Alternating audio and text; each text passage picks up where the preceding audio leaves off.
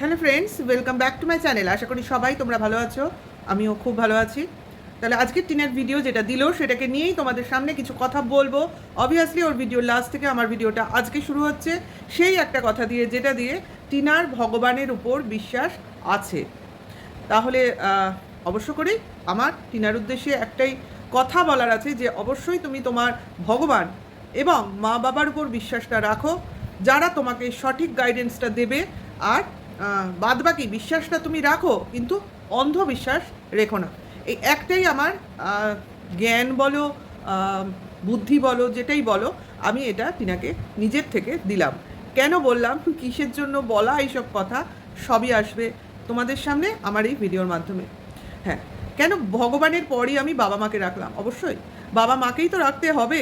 বাবা মার থেকে বড় ভগবান তো কিছু হয় না। আমরা জন্মেই যাকে দেখি সে হলো আমার ভগবান, অর্থাৎ আমার মা, তারপরে সঙ্গে থাকে আমার বাবা। অবশ্য করি, কারণ তারাই আমার জন্ম দিয়েছে, তারাই আমাদের পৃথিবীতে এনেছে, এবং তাদের জন্য আমি আজকে যেটা আমি সেটা হতে পেরেছি। কাজেই সবার কাছে সবার ভগবান তার বাবা মাই হওয়া উচিত, এর থেকে বড় কিছু নেই। আচ্ছা, তারপরে যেসব কথাগুলো বা কমেন্টসগুলো আপনারা হয়তো বা কেউ কেউ, সবাই নয়, কেউ কেউ করতে আসেন বিতর্কিত কথা, সেগুলো কিন্তু সব মানুষের জীবনেই থাকে। ওই ব্যতিক্রমী কথাবার্তা বলে শুধু শুধু সময় নষ্ট করবেন না। কারণ আমি যেটা ভাবি, পজিটিভ ভাবুন, অবশ্যই পজিটিভ হবে। আমরা যদি কোনো কাজ ভাবি শুরুতেই, না এই কাজটা আমি পারবো, না এই কাজটা আমি করে ছাড়বো, সেটা যতই কঠিন হোক না কেন আমি কিন্তু করবই, আমি কিন্তু শেষে ওটাতে অবশ্য করেই কমপ্লিট করব সেই কাজটা জেতার হোক বা হারার হোক সেটা দেখবো না, কাজটা আমি কমপ্লিট করব এবং শেষে আমি নিশ্চয়ই আমার অ্যাচিভমেন্টটা পাবো, এটা আমি মনে করি। কিন্তু আমি প্রথমেই যদি কোনো কাজ শুরুর সময় থেকে মনে দ্বিধাদ্বন্দ্ব রাখি, হবে তো, ঠিক করছি তো, এটা ঠিক হচ্ছে তো, ওটা ঠিক হচ্ছে না তো, এই ভাবনাটা আমার রাখা ঠিক হবে না। হ্যাঁ, তার বলে কি অন্ধবিশ্বাস? মোটেও না। কারণ আমার যে আমার কাজ করছে তার কাজের গতিবিধি কিন্তু আমাকে অবশ্য করেই নজরে রাখতে হবে, অর্থাৎ তার প্রতিটা পদক্ষেপ ঠিক হচ্ছে কি না আজকালকার দিনে যাচাই করে নেওয়া কিন্তু খুব সহজ, খুব সহজ। কারণ এখন হচ্ছে অনলাইনের জামানা। কাজেই তারপরে তো লোকজন আছেই, কনসালটেন্টস আছে, প্রচুর প্রচুর লোকের সঙ্গে আলাপ আলোচনা করা যায়। এবং সর্বোপরি ভগবান, মা বাবা এবং আমাদের দেশের আইন, অবশ্যই তাদের উপর একটু ভরসা তো আমাদের রাখতেই হবে, দেশের আইনের প্রতি। যতই ওই ম্যাডাম দিদি বলুন না কেন, শুনলাম অনলাইন উনি বলছেন উনি আইন বদলে দিতে পারেন, উকিলের ভাষা বদলে দিতে পারেন, টাকা দিয়ে পুলিশকে নানান রকম জিনিস করতে পারেন, মানে লকে উনি নিজের হাতে আনতে পারেন। যাই হোক, কোনো মানবাধিকার কমিশনের কোনো মেম্বার এই রকম ধরনের কথাবার্তা বলতে পারেন, নিজেকে গুন্ডা বাহিনীর একজন মেইন হেড বলতে পারেন, বা উনি একটা বাহিনী পরিচালনা করেন যেটা কিনা গুন্ডা বাহিনীর মতো, এই যে নিজেকে উনি স্থাপনা করছেন আমাদের ইউটিউবের সামনে, এটা কিন্তু আমাদের কাছে সত্যিকারের একটু আমরা নিতে পারিনি। এর বেশি কিছু বলছি না, কারণ এই রকম হয়, এই ধরনের কোশ্চেন কিন্তু আমাদের মনের মধ্যে চলে আসছে। তারপরে আবার উনি স্ট্রেট রাস্তায় যান না, উনি সবসময় যান বেকার রাস্তায় যেতে, মানে অ্যাজ ইফ এই কাজটা ওই ভাবে হবে, অনেক টাইম টেকিং হবে, অতএব আমি এই কাজটা শর্ট টার্ম পিরিয়ডের মধ্যে করে দিই, এই মেন্টালিটি ওনার মধ্যে কাজ করে। কাজে আমি মনে করি যে কাজটা মানে যে জিনিসটা আমার পাওয়ার কথা, সেটা যদি আমার সঠিক ওয়েতে আমি পাই, তাহলে কিন্তু সেই জিনিসটা আমি আমার কাছে লং পিরিয়ড রাখতে পারবো। আর যদি সেই জিনিসটাই আমি শর্ট টার্ম, অর্থাৎ অল্প সময়ের মধ্যে কোনো রকম মানে কি বলবো, পন্থা অবলম্বন করে জিনিসটা হাসিল করার চেষ্টা করি, তাহলে হয়তোবা জিনিসটা আমার আপাত দৃষ্টিতে হাসিল মনে হবে, কিন্তু পরবর্তী ক্ষেত্রে আমার বিপদ আমি নিজেই ডেকে আনবো। ঠিক আছে, এই ব্যাপারে, ওনার ব্যাপারে আমার এটুকুই বলার ছিল, আর বেশি কিছু এই ভিডিওতে বলবো না। যদি মনে হয় আরও কিছু বলার দরকার আছে, অবশ্য করেই আমি আমার নেক্সট ভিডিওতে আনবো। এবার চলে আসি টিনার বক্তব্যতে। তাহলে ওর বিশ্বাসটা আমি অবশ্য করেই ওকে সাপোর্ট করি, এবং অবশ্য করেই বলি তোমার বিশ্বাস তোমার জায়গায়। নেক্সট ও যেটা বললো, যে ভিডিও পাবলিক করলো, সেই ভিডিওতে দিনের শুরুতে অর্থাৎ সকালের দিকে ওর কাজবাজের মধ্যখানে একটা কথা বললো যে ওরা আজকে যাবে বসিরহাটে কোনো একটা কাজ করতে। কোথায় যাবে না যাবে সেটা পরিষ্কার করে বলেনি, বলার দরকারও নেই, সব কথা বলতে হবে এমন কোনো কারণও নেই। এবার যে কাজটায় যাবে সেটার জন্য ওরা সকালে খাওয়া দাওয়া সব মানে নিত্য নৈমিত্তিক কাজ যেটা হয় সেটা সেরে অবশ্য করে ওরা মা আর মেয়ে গেল। আচ্ছা, এবার যেভাবে যায় সেভাবে গেল, এত ডিটেলস বলার তো দরকার নেই, আমি জিস্টে চলে আসি। এবং যেখানে গেল সেখানে কাজ সারলো এবং তারপর আবার ফিরে এসে তোমার ওই বাড়ির উল্টো দিকে যে ওই মন্দিরের মাঠটা আছে সেখানে বসে ওরা বেশ সময় কাটায়। দেখো গ্রামে এগুলো হয়, কিন্তু গ্রামের পরিবেশটা কিন্তু এটাই যে আমরা সবাই মিলে আশপাশের বাড়ি যাওয়া আসা করে, তারপরে মাঠে ঘাটে বসে আলাপচারিতা করে, তারপর খেলাধুলা করে, টাইম স্পেন্ড করে। গ্রামে কিন্তু কলকাতা বা শহরতলিতে যে সিস্টেমগুলো হয় সেগুলো কিন্তু হয় না, যে আমরা যে বাড়িতে থাকি সে বাড়িতেই থাকি, আমি কারোর বাড়ি যাই না, লোকে আমার বাড়ি আসুক, এই মেন্টালিটিটা কিন্তু গ্রামে হয় না। অনেকেই কিন্তু তার ভিলেজ লাইফে এইসব জিনিসগুলো দেখায় যেন তারা বাড়ির জমিদার ব্যক্তি, তাদের বাড়িতে লোক আসে, তারা অন্য লোকের বাড়িতে সেরম যায় না নিমন্ত্রণ ছাড়া। তাহলে এটা কনসা ভিলেজ লাইফ? এইটা কোনোই ভিলেজ লাইফ না। ভিলেজ লাইফে শুধু জমি থাকবে, পুকুর থাকবে, গাছ থাকবে, চাল ভাঙা থাকবে, বাড়ির শুধু কাজকর্ম করব, এটা কোনো ভিলেজ লাইফ হয় না। ওটা ভিলেজ লাইফ না বলে ওটাকে হাউস লাইফ বললে আমার বেটার মনে হবে। যাই হোক, ওটাকে নিয়ে আমি আলাদা বলবো, সেটা কথা না। কথাটা কিন্তু যেটা গ্রামের পরিবেশ যেটা বোঝায় সেটা কিন্তু আমরা টিনার ব্লগে দেখতে পাই। ওরা চেষ্টা করে বিভিন্ন বাড়িতে যেতে, বা লোকেও প্রচুর দেখবে এই ভাই ওই ভাই, ওদের তো এমনি পাশে আত্মীয় স্বজন ভর্তি, আত্মীয় স্বজনের সঙ্গে ওদের সখ্যতা আছে, মানে এরা কি মানুষের মধ্যে মিলেমিশে থাকতে পারে, যেটা কিনা ওই দিদির মানে কমিশনের দিদির মনে হচ্ছে যে ওই গ্রাম্য পরিবেশ, তা গ্রাম্য পরিবেশটাকে উনি যেরকম নিচু অ্যাঙ্গেলে দেখলেন, যে ওই বাড়িতে কি হয়, ওই বাড়িতে লুডো খেলা হয়, ওই বাড়িতে শুধু খাওয়া দাওয়া হয়, ওই বাড়িতে তা কী হবে, পড়াশোনার কথা বলতে শুনলাম, কে আসে তাকে পড়াশোনা করায়, ওই বাড়িতে পড়াশোনা করার কোনো লোক নেই। তার মানে বোঝাই যাচ্ছে আপনি টিনার ব্লগ দেখেন না, এবং যেটা আপনি বলছেন সেটা কারোর মুখের শোনা কথা থেকে বলছেন, কারণ ওদের বাড়িতে পড়াশোনা করার মতো কেউ নেই, আর পড়াশোনার পরিবেশ ওদের নয়। তাহলে টিনাকে 17 বছর 18 বছর বয়সে, 18 বছর 17 নয় 18 বছর বয়সে পড়াশোনার বন্ধ করে বিয়ে দিয়ে দিত না, ঠিক আছে? না টিনাদের ফ্যামিলি পড়াশোনার ফ্যামিলি, না টন্দীপদের ফ্যামিলি পড়াশোনার ফ্যামিলি। হ্যাঁ, একমাত্র টন্দীপের দিদি যেহেতু অন্য পরিবেশে ছিল, অন্য পারিবারিক একটা গাইডেন্স পেয়েছিল, সেই জন্য তার ক্যারিয়ারটা অন্য রকম তৈরি হয়েছিল, ওদের লাইফের সঙ্গে মিলই নেই। হ্যাঁ, ধূর্ততা বা আপনি চালাকি যেটা বললেন, ক্লেভারনেস, সেটা তো ওদের জিনগত ব্যাপার। অর্থাৎ মা দিদি সবই কিন্তু একজনের থেকেই জন্ম নিয়েছে, খালি জিনের এফেক্ট তো থাকবেই। এইবার যেটা হচ্ছে, আশা করি বুঝতে পারছেন জিন কি, আমি এখন সেটাকে নিয়ে ব্যাখ্যা করতে বসবো না। আচ্ছা, মানে আমি আমার ভিউয়ার্সদের জন্য বলছি, আমি ওনাকে বলছি না, উনি তো অনেক বেশি জানেন, উনি বোঝেনও, কাজে উনি আমার ভিডিও দেখবেন আমি আশা করি না, যদি ওনার কানে যায় তাহলে আমি সেই জন্য বললাম। আচ্ছা, এবার চলে আসি আমার টন্দীপের ভিডিও নিয়ে যখন অ্যানালাইসিস করতে বসবো, তখন এই ব্যাপারগুলো আমি আরেকটু বেশি করে অ্যানালাইজ করবো। টিনার বক্তব্যে চলে আসি। কাজেই ওদের বাড়িতে পড়াশোনার পরিবেশ না থাকাই কথা। যখন তার ছেলে তার সঙ্গে আসবে তখন হবে কি হবে না সেই ব্যাপারটাও তো আপনাকে দেখতে হবে, কারণ এখনই পারবে না করবে না বলা মুশকিল। তাহলে 18 বছর বয়সে যখন ওর বিয়ে হয়েছিল তখনই তো টন্দীপদের ফ্যামিলির এই ফ্যামিলি দেখে, এই পরিবেশ দেখে এখানে বিয়ে করাই উচিত হয়নি।